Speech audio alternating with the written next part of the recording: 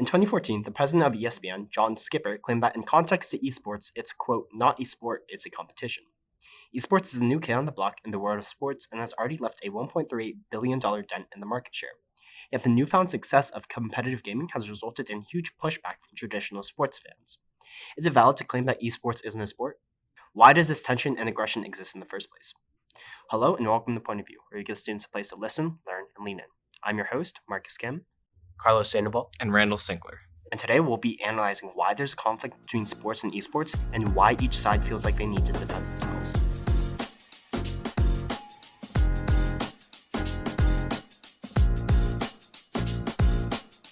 When I first started to hear the topic of esports and sports, what's a competition, right? The first thing that came to mind is bowling. Is bowling a sport?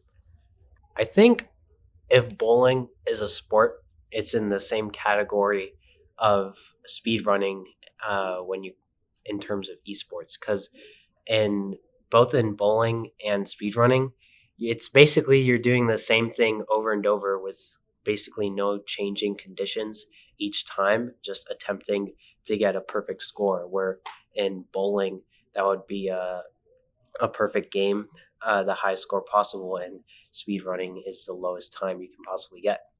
Yeah, so it's just how well can you do this set of movements and how close can you get to it every time? Yeah.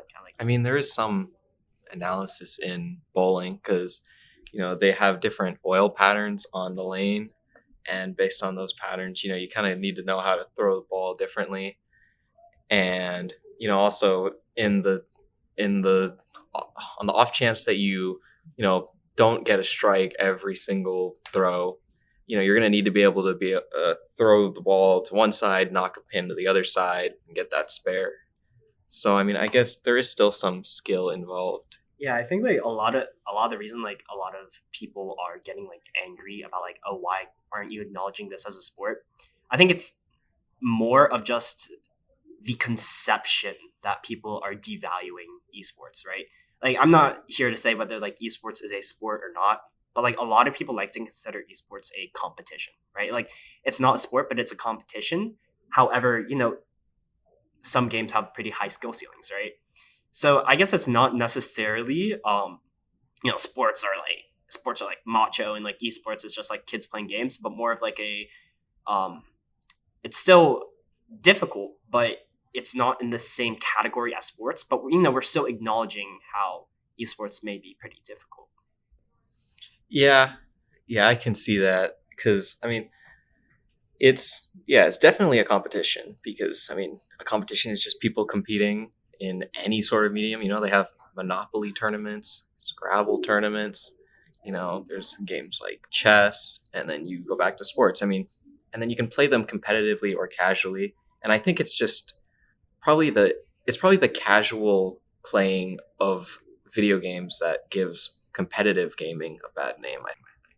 Yeah, because there's a stereotype of a basement dweller in his mom's basement, playing video games all day is mom, it's a competitive, it's esports, it's a sport, right?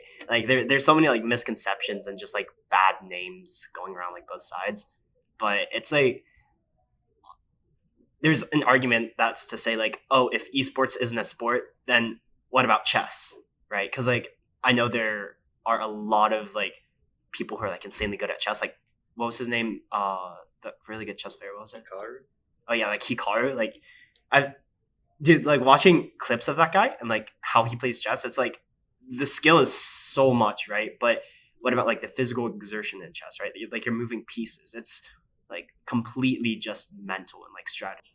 I think the difference here, since we're talking about casual and competitive, is the pursuit. So we're acknowledging that not everyone is going to make it as a competitive sports player, whether it's esports or traditional sports. But the pursuit of competitive sports is a lot more fruitful than the pursuit of competitive gaming, because when you pursue a sport competitively, I'll use my sport, cross country, as an example. Even if you fail to make it anywhere in competitive terms, you've still gained the benefit of likely an increased lifespan, increased aerobic ability, uh, and you've increased your quality of life in every other aspect because you have gained a healthier body. Meanwhile, a failed pursuit of a career in competitive gaming, you've pretty much just spent hours and hours of your time honing a skill that is only applicable inside of the game, right? And you could say the same for chess as well. If you hone your skill in chess so much, you've put in so many hours, the only thing you really get out of it is skill in chess. And I think that's a fundamental difference between the pursuit of competitive gaming and competitive sports. I would say like the problem solving skills you get from chess are really only applicable to like very like, niche situations. Like let's say for example you're like a cross country runner. Like what if there's like a zombie apocalypse? I guess like all the cross country runners are like set or something. Yeah. Hey, but what if the zombies are cross country runners? What if the zombies are cross country runners? That's a really good question, and I don't have an answer to that. Right? See, you'd rather the zombie chasing you was a competitive esports player. There is a clear distinction in like physical exertion between sports and esports, and I think that's the reason that there is a separation between the two, and why I personally think that there should be a separation between the two. However, what I think needs to be done is for everybody in this like topic of is it a sport or not a sport to realize that nobody's exactly slandering the difficulty of either sports or esports, right? Like we're not trying to like attack the people. It's just more of a talk about what separates a competition and a sport, right? Because in esports, like the most you're doing is like just like mouse accuracy, like for example, like Valorant, like just like getting headshots or something, right? And But that takes skill. it takes some skill, but it's not nearly to the physical exertion of like running in football or like dribbling or like the cardio in soccer, right? The physical skill is very different, but I mean, both sides both require skills. It's just like I think the skills that you gain in sports are usually seen a lot more beneficial than those in esports. I know there's always studies saying, hey, you play games, you get better motor skills and you get better communication if you play team games. I mean, I don't know whether or not that's true or not, but the thing is, as of right now, I feel, if you've been part of a team sport for a few years, people are going to think that you can work in a team. If you've been playing a very physical sport for a long time, people are going to think you're usually healthier than someone who's just been playing video games. Okay, but like I understand like there are a lot of like hidden skill ceilings, like in bowling, right? Like not a lot of people know that there is actually like different oil patterns that you have to recognize to accurately get a strike each time. So like, what about something like golf? Yeah, I think the argument completely falls apart when you start considering sports like bowling and golf, because now the skills that you're honing become much more specific, right? When is your ability to analyze the oil patterns and the bowling lanes, like when is that going to be applicable anywhere else, right? So, and I think you have to realize that other people probably feel the same way, right? When let's say you're interviewing for a job or something and the employer sees that you were the football team captain, right? They're going to immediately know what went into that, right? Now, if you had esports team captain or bowling team captain, I think there's going to be a lot less credibility behind that just because the sport is not as well known, not as well followed. So the debate between sports and esports is a lot more central, but I think it exists between different sports as well, right? Like which sports are more valid than others. So if you think about it, like what if you're applying to be like a taxi driver, right? And an oil tanker in front of you gets punctured and spills oil all over the road. You're going to need to be able to analyze those oil patterns in order to avoid a skid, correct? I think if you're at the point in your life where you were once the team captain of your bowling league, and keep in mind, this is not really something you do in high school, right? There's not really high school bowling leagues. Like you did this in your adult life and you were the captain of your league and now you're being a taxi driver. Like What if Hey. you're no? What if you're a professional valet? You're like driving around Bruce Wayne, multi-trillionaire, and he's entrusted you to drive his like $100,000 Bugatti, and suddenly there's like oil slicks in the road. Imagine the ego you would feel of like, oh my god, I recognize that oil pattern from my I recognize that oil pattern from my days back in 2023 on the US Bowling National Open Game 2. I remember that oil pattern. Okay, but imagine you're Batman's valet driver and you were a competitive Rocket League player, and suddenly there's an earthquake and a huge ramp forms, right? But since you played Rocket League, you know exactly how to go up the ramp and land precisely how you're supposed to in order to let Bruce Wayne survive. Think about that. Does Bruce Wayne's Bugatti have a boost? I mean, probably. I mean, it's Batman. All right, I guess that makes sense then. No, but like, what was Flash's name? Like, imagine if he ran cross country. Well, That's just that would cheating. just be unfair. You gotta do it like Dash from The Incredibles. There's obviously like the super speed, like faster than light, but like he would probably be able to like adjust the level and how fast he was, so like he could just pass as like a really really fast. Yeah, that's what I'm saying. If you watch The Incredibles at the end of the movie, Dash is in like 100-meter dash, and he keeps looking at his dad, and his dad's like, "Oh, you're going too slow, son. No, you're going too fast. Like you gotta get it just right so they don't know that you're cheating." I know there's like in football like competitions like who can throw the ball the farthest, right? Like there are like niche subgroups, right? But I almost feel like the skill in something like esports is, or the skill in something like speedrunning is so much higher than like average esports, right? Because like I don't know if any of you guys have seen like documentaries about like Mario speedrunning on YouTube, but like sometimes I am watching those things and the narrator is like in a 200th of a second. Mario Slayer 123 manages to press 5 buttons all at once, all within the span of a 2 milliseconds, right? And I'm like, how is that even humanly possible, right? Because like there is the argument that like esports isn't as physically demanding as other sports like football or basketball, and I completely understand that. But like I feel like these some niche things like almost take the same amount of like dedication. So the documentary person on YouTube who makes the Mario speedrun documentaries, the person you're referring to, his name is Summoning Salt. In case any listeners want to go experience one of his documentaries after you finish listening, I highly recommend them. They're extremely entertaining and interesting. And I think they really do put into perspective how hard competitive gamers in general, not just speedrunners, how much effort they put into their craft. Because, I mean, if you thought training for cross country was hard, you go through an hour a day of training, you're pushing your heart to the max every single time that you train. I mean, the Super Mario speedrun has been being brought lower and lower literally for decades, okay?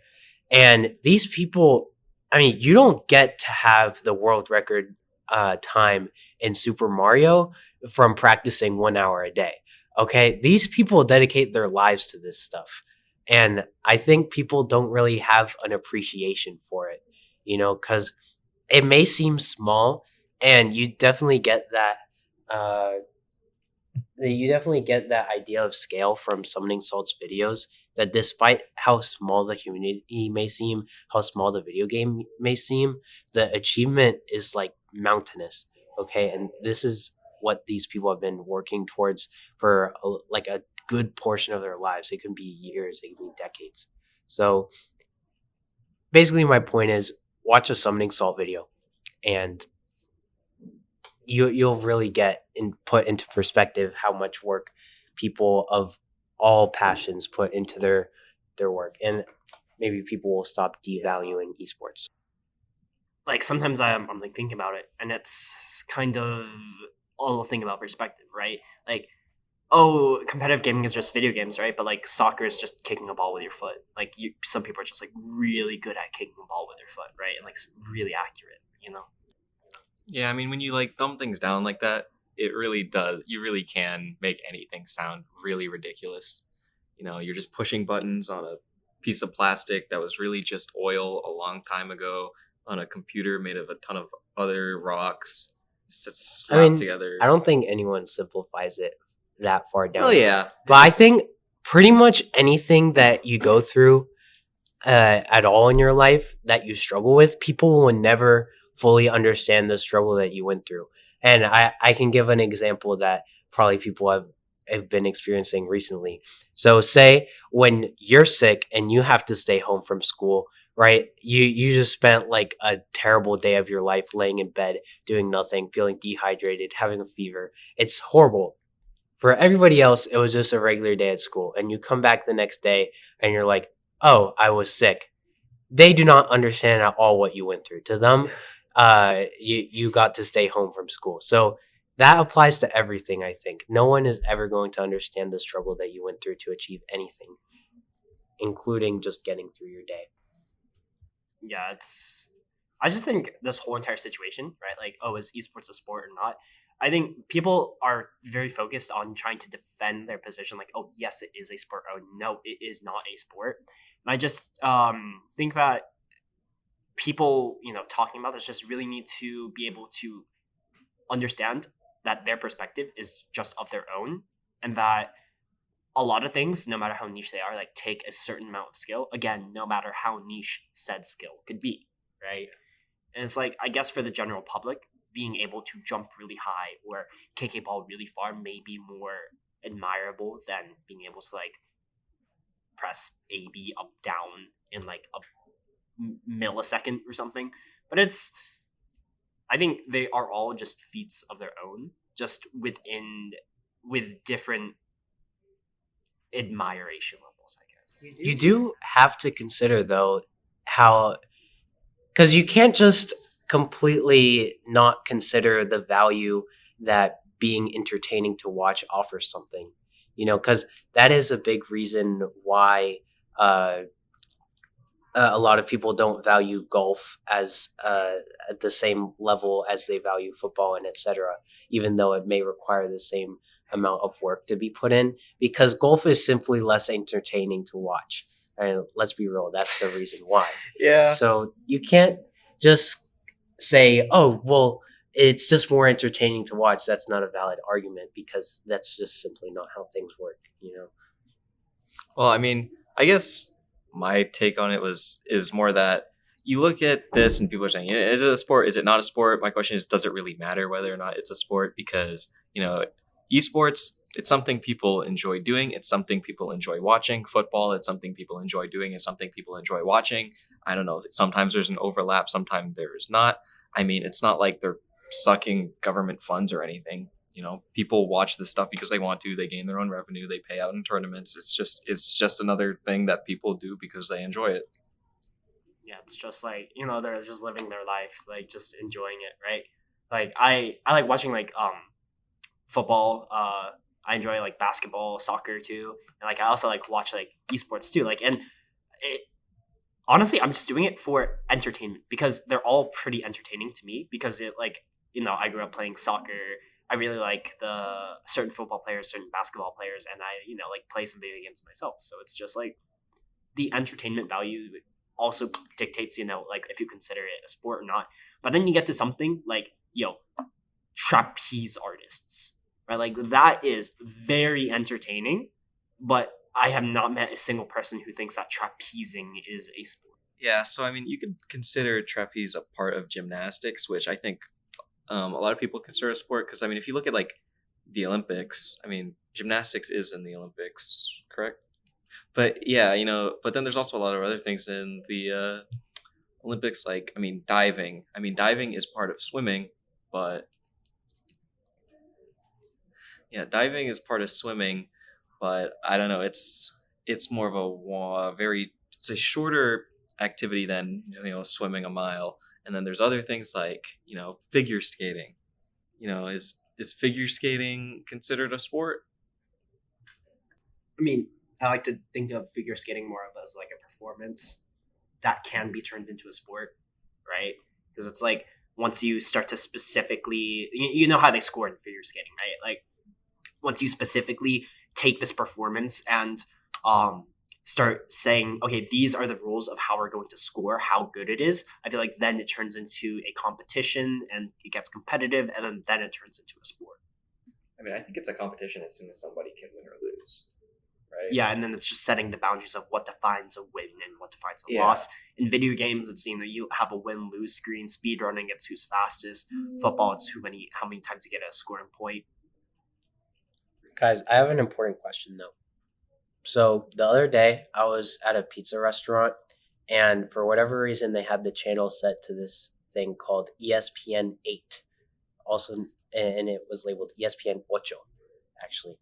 And I looked at what was playing, and it was a competition between 10 people dressed in jumpsuits, and they had to climb up a set of like plastic rubbery stairs with a bunch of oil being poured down the stairs, and whoever got to the top first was the winner.